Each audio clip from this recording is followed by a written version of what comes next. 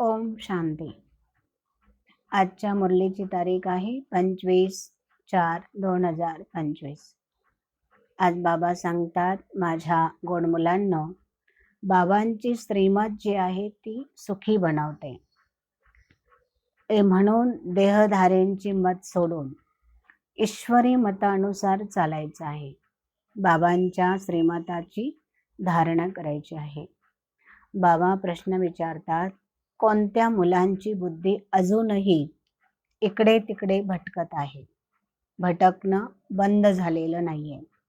तर बाबा सांगतात की ज्यांचे 2 पाय एका नावेमध्ये टाकण्याऐवजी 2 नावेमध्ये ज्यांचे पाय आहेत, त्यांची बुद्धी अजूनही स्थिर झालेली नाही. म्हणजे बाबा सांगतात, एका बाजूला भक्ती पण चालू आहे आणि दुसऱ्या बाजूला बाबांचं पण शिवबाबांची श्रीमत पण धारण करतात. तर भक्ती पण पूर्ण करू शकत नाही आणि बाबांचं श्रीमत 100% अंमलात आणू शकत नाही. बाबांवरती पूर्ण निश्चय नसल्यामुळे भक्ती सुटू शकत नाही आणि म्हणून अशा मुलांना प्राप्ती देखील पूर्ण होऊ शकत नाही. तर बाबा सांगतात की 2 नावेमध्ये पाव टाकण्याऐवजी एकाच नावेमध्ये पाय टाका आणि एकाग्र एकचित्त होऊन चला. पुढे बाबा सांगतात की तुम्ही बऱ्याच जन्मापासून बाबांना पुकारलेलं आहे की बाबा या आणि आम्हाला ह्या पापाच्या दुनियापासून मुक्त करा. अशा दुनियामध्ये घेऊन चला जिथे सुख आहे, चैन आहे, आराम आहे. तर बाबा सांगतात, मी आलेलोच आहे तुम्हाला ह्या कलियुगातून सतयुगाच्या दुनियामध्ये घेऊन जाण्यासाठी, जिथे संपूर्ण प्रकारचं सुख तुम्हाला असणार आहे. सोन्याच्या महलांमध्ये तुम्ही राहणार आहात. त्या ठिकाणी 5 प्रकृतीचे तत्व तुमच्या ऑर्डरमध्ये चालणार आहे. कोणत्याही प्रकारचं दुःख तुम्हाला त्या ठिकाणी नसणार आहे. म्हणून बाबा सांगतात की जर आत्ता बाबांच्या श्रीमतानुसार चालले तर तुम्हाला त्या सुखाच्या दुनियामध्ये अनेक जन्म राहता येईल. पुढे बाबा सांगतात की आता तुझी माझी चिंता करण्याऐवजी बाबांच्या समान बनण्याची आणि बनवण्याची मला चिंता असली पाहिजे. मला ती सेवा करायची आहे. एकाच बाबांकडनं मला ऐकायचं आहे आणि एकाच बाबांची श्रीमत, बाबांचं ज्ञान, बाबांचा परिचय मला इतरांना करून द्यायचा आहे. मला बाबांची आठवण करताना माझ्या बुद्धीमध्ये मला चेक करायचं आहे की बाबांची आठवण अव्यभिचारी आहे. म्हणजे बाबांची आठवण केली, हनुमानाची आठवण केली, देवीची आठवण केली, कधी श्री गणेशाची आठवण केली आणि कधी शिव बाबांना आपण उंच ते उंच म्हणतो, श्रेष्ठ ते श्रेष्ठ म्हणतो आणि ज्यांना श्रेष्ठ बनवलेलं आहे त्यांची पण आपण कायम आठवण करतो. म्हणजे बाबा सांगतात, जर 33 कोटी देवतांचीच तुम्ही आठवण करत बसलात तर ती आठवण अव्यभिचारी होऊ शकत नाही. त्याला व्याभिचारी आठवण म्हटले जाते.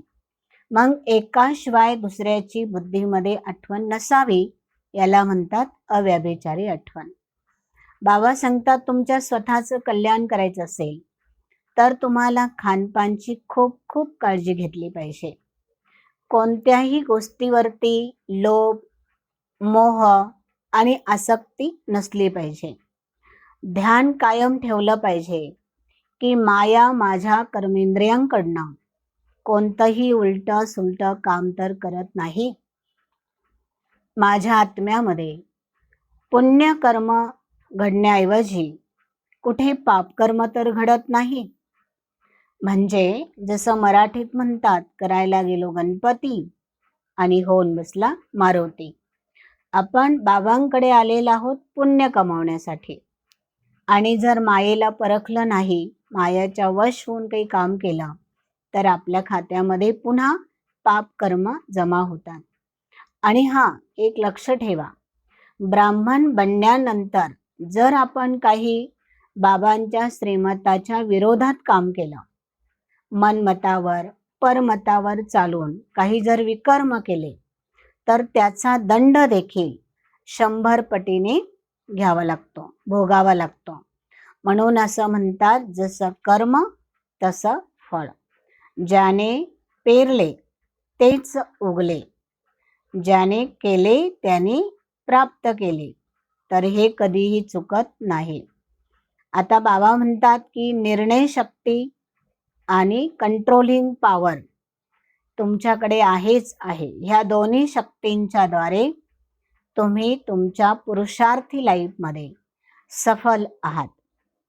कोणत्याही लौकिक किंवा अलौकिक कार्यामध्ये सफलता प्राप्त करायची असेल तर एक लागते कंट्रोलिंग पॉवर आणि दुसरी लागते जजमेंट पॉवर. दोन्ही जर शक्ती आपल्याकडे उत्स्फूर्त असेल आणि व्यवस्थितरित्या असेल तर आपल्याला कोणत्याही मनुष्याच्या मताची गरज पडत नाही. तसं बाबा सांगतात की जे तुमच्याकडे येतात तर त्यांना कशाची गरज आहे याच्यासाठी परखण्याच्या शक्तीची सुद्धा गरज आहे. जर तुम्ही परखण्याच्या शक्ती अनुसार तुम्ही दुसऱ्यांना जे हवं ते दिलं तर त्यांची आत्मा तृप्त होऊ शकते आणि तुम्हीही अचल अडोल राहू शकता. तुमच्या स्थितीवर कुणाचाही प्रभाव पडणार नाही. ह्या दोन्ही शक्ती आपल्याकडे प्रत्येक पावलात जर तत्पर राहिल्या तर आपण प्रत्येक पावलामध्ये सफल जरूर आहोत. बाबा पुढे सांगतात, सर्व शक्तिवानाला तुम्ही बरोबर ठेवा. म्हणजे माया ही एक टायगर आहे, म्हणजे कागदाचा वाघ आहे. ह्या कागदाच्या वाघाला तुम्ही घाबरणार नाही. सर्व शक्तिवान बाबा जिथे बरोबर आहे तिथे मायाची शक्ती काहीही करू शकत नाही. पुढे बाबा सांगतात की बाबांना प्रत्येक सेवेच्या क्षेत्रामध्ये काम करत असताना स्वतःप्रती, विश्वाप्रती, समाजाप्रती कुठले ना कुठले काम करत असताना विघ्न जरूर येत असतात. परंतु ह्या विघ्नांचं कारण काय आहे तर आज बाबा म्हणतात, बाबांना कंबाईन स्वरूपामध्ये ज्या रूपामध्ये अनुभव करायचा आहे त्या रूपामध्ये तुम्ही अनुभव करत नसाल म्हणून तुमच्या पुढे विघ्न येतात.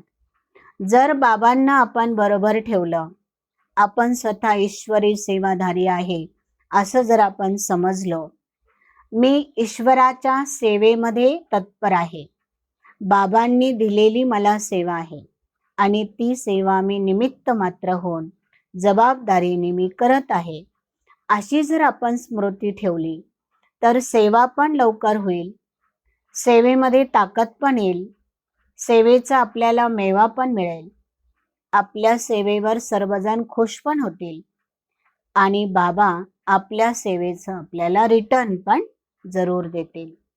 ओम शांती.